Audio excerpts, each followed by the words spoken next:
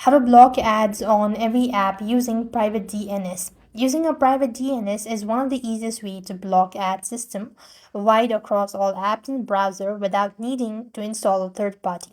So what you want to do is simply launch open settings on your device, after which you want to make sure to go ahead and locate for internet, network, and options. There, you want to make sure to go to locate private DNS or search private DNS in the settings bar. Select private DNS provider host name, enter an ad blocking host name. For example, just want to make sure to go ahead and type in dns.guard.com, something like that. Simply select save. Once you've done that, you could go ahead and refresh, restart your device, and now you've successfully blocked on every app using private DNS. So this is how you're supposed to do it. And likewise, if you're not able to do it, then you might have entered a wrong site or some wrong information. So you might want to double check that too as well.